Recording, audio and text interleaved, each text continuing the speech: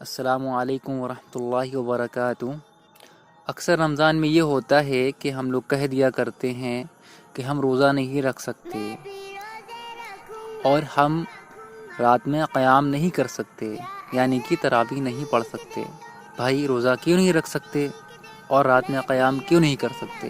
اس لیے کہ کہہ دیا جاتا ہے کہ میرا کام بہت محنت کا ہے، مجھے دھوپ میں جانا پڑتا ہے، اس لیے میں دھوپ کی شدت کی وجہ سے روزہ نہیں رکھ سکتا، اور میں رات میں اتنا تھکا ہوتا ہوں کہ تھکنے کی وجہ سے میں رات میں قیام نہیں کر سکتا، یعنی کہ تراویح نہیں پڑھ سکتا۔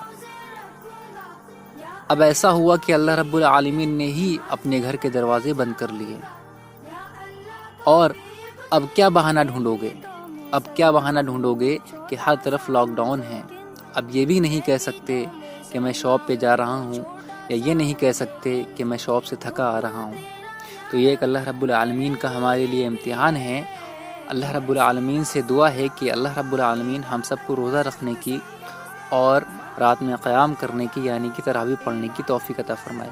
اور اس کی فضیلت بھی بہت ہے۔ فضیلت یہ ہے کہ صحیح البخاری کی روایت ہے، اور اس کے راوی ہیں حضرت ابو ہریرہ۔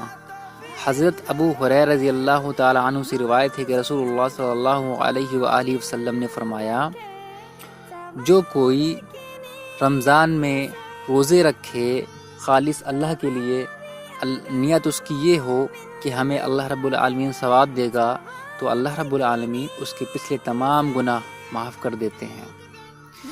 یہی بات تراویح کی ہے کہ جو کوئی خالص اللہ کے لیے ثواب کی نیت سے رات میں قیام کرتا ہے، یعنی کہ تراویح پڑھتا ہے، تو اللہ رب العالمین اس کے پچھلے تمام گناہ معاف کر دیتے ہیں۔